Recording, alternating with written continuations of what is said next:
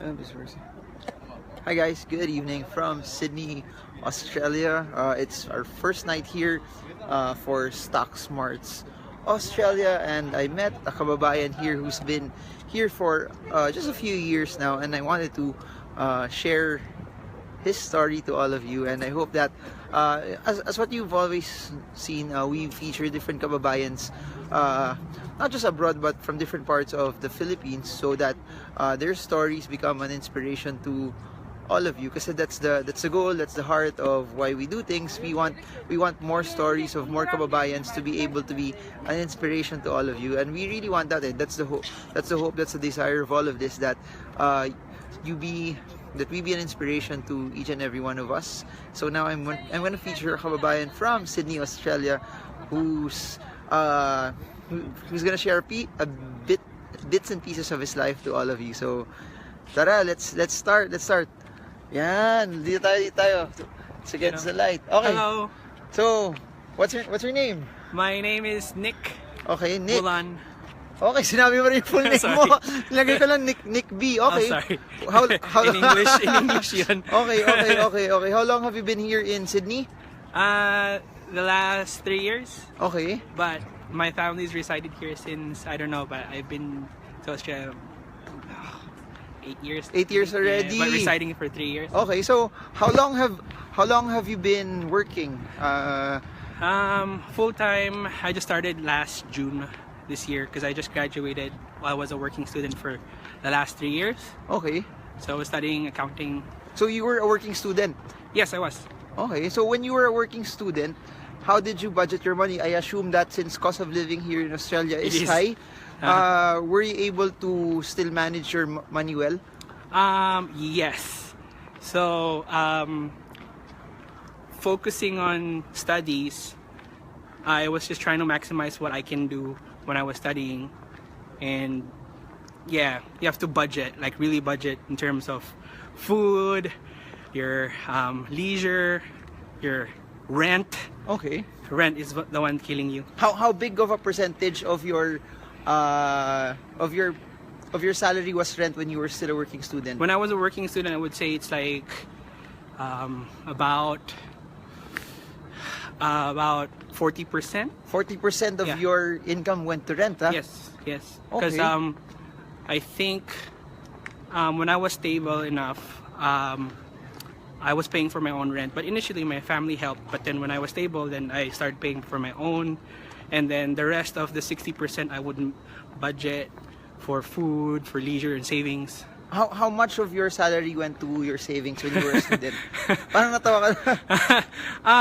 That depends on which year it was. So I would say just enough for me to go home to Queensland or go home to the Philippines and save enough. Means that my flight was booked, I paid for everything, and then since we were residing here, most of my family, well, we don't have a house nasa Philippines, so I would book for hotels and just in.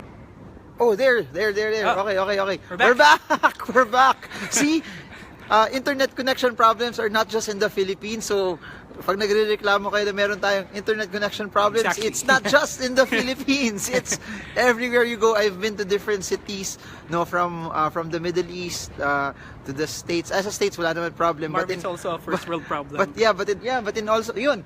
Eto pala, a lot of Filipinos complain about so many things. Things about the internet and traffic and all of those things. Does it exist here also in a first world country?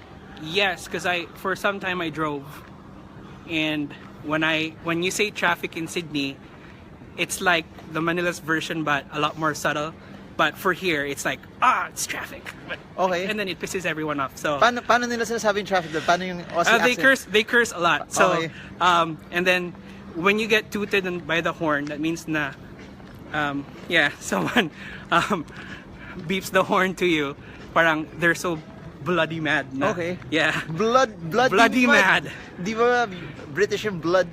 So that means they're really pissed off. Okay. Yeah, and you don't want to be tooted by the horn. That's the most embarrassing part of driving, especially in Sydney.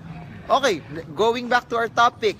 So, when you were when you were saving money, you said that you started saving more recently na lang when you started to Well, work talaga. Well, when I transitioned from being a student to the full time, I had to fix some papers, so that requires money. Okay. But then after that, when everything, I think I just started again, and so far, because I'm now back.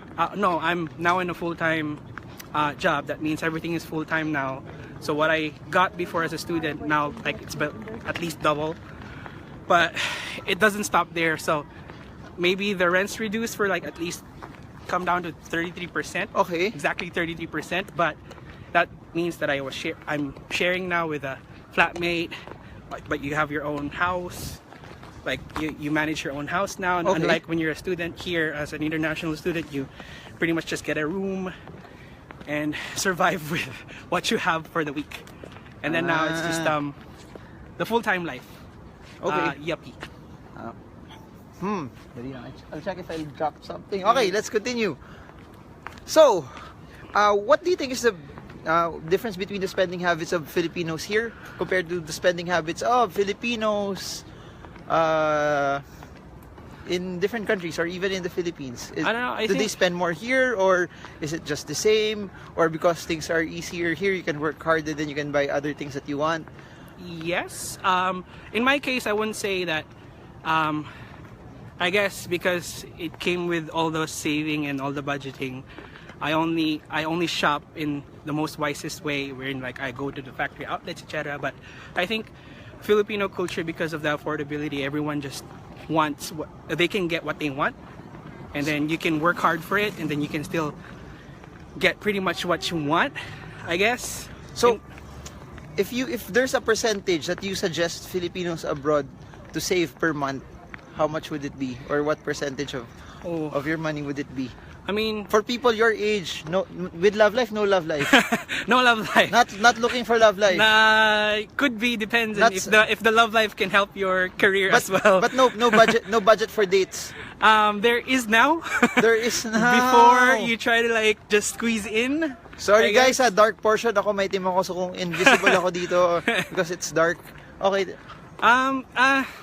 Saving percentage depends. I really don't know, because I think in my case, because I work in finance, the entry levels it tries to suck you in.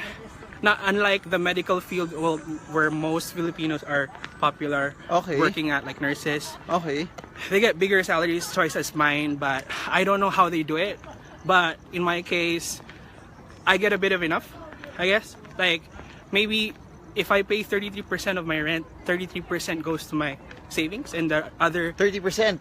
30. If you divide 100 Okay. by 3, then one goes to my rent, one goes to my savings, and one goes to Okay. my expenses Oh. of my Because weekly. I just came from Malaysia just a few days ago, and I met another OFW. She has a kid naman and a husband. Sabi niya 30% din. She's saving at least 30% of her income also. So I'm seeing parang it's becoming a regular theme also from a lot of Filipinos working abroad, that they're saving at least 30% of their income. Well, that again, that varies to the type of job and salary that they get, and the type of lifestyle, I guess. Because I'm starting out single. Ready to mingle. Yes. With ano, if you're PR, mas mabilis.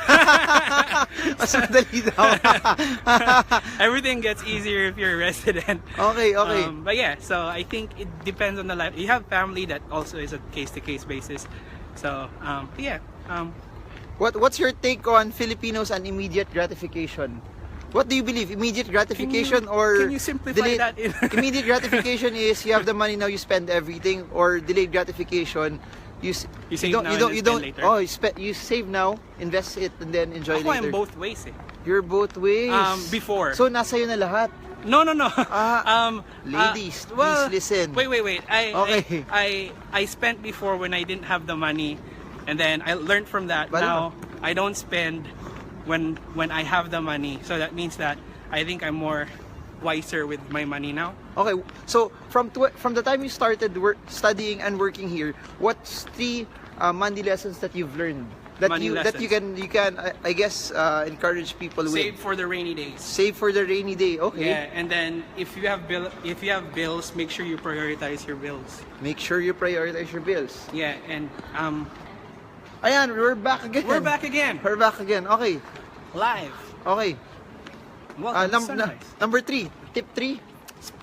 Treat yourself. Don't be too stingy. Don't be too stingy. Yeah. Pero should you how big of a percentage should you put to treat yourself? Well, if you do it every day, then that's no good. But every now and then, I think with money, it doesn't hurt if you treat yourself every now and then.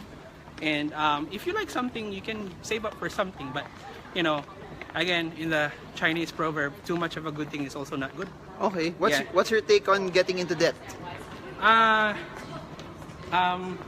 Well, logically or by essence, debt is no good when you're buried in debt. Okay. But debt, like in terms of how do you say it, like mortgages, that type of debt, or credit card to get your score really good, or those type of debts, I guess that's good if you're able to pay it. Okay. Yeah, but the increments, the small increments. But if you're buried and you still, like, you know how what they say with the Filipinos, that we pretty much spend a lot even though we don't have it. Okay, iPhone 10. Will you go into debt to buy an iPhone 10? iPhone 10. I'm an Android user. You're an Android user. So not worth the money. I am not a fan of iPhone.